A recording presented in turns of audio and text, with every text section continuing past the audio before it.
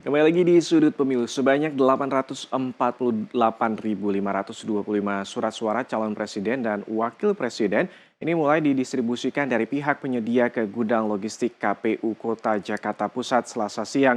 Rencananya KPU Kota Jakarta Pusat akan menjadwalkan pengiriman surat suara ke gudang logistik tingkat kecamatan setelah menerima surat suara secara lengkap mulai dari surat suara calon presiden dan wakil presiden, DPR RI, DPRD Provinsi hingga DPD maksimal tanggal 25 Januari 2024. Dengan pengawalan ketat anggota kepolisian bersenjata laras panjang, logistik pemilu berupa surat suara calon presiden dan wakil presiden mulai didistribusikan dari pihak penyedia ke gudang logistik KPU Kota Jakarta Pusat Selasa siang.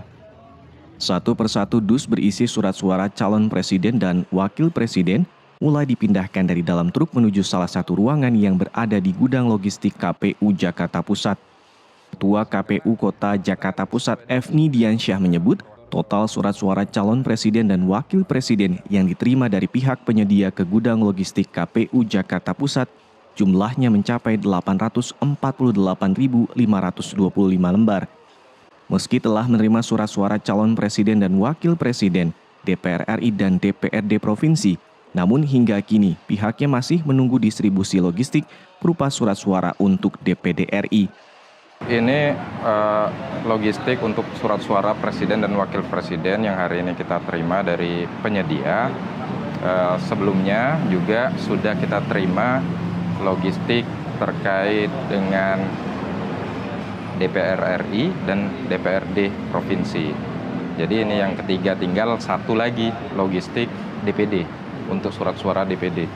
Jadi jumlah semuanya per surat suara itu ada 848.525 surat suara yang sudah diterima untuk semua logistik.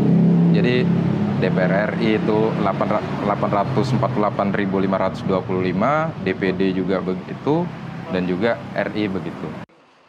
Rencananya, KPU Kota Jakarta Pusat akan menjadwalkan pengiriman surat suara ke gudang logistik tingkat kecamatan setelah menerima surat suara secara lengkap, mulai dari surat suara calon presiden dan wakil presiden, DPR RI, DPRD Provinsi hingga DPD maksimal tanggal 25 Januari 2024.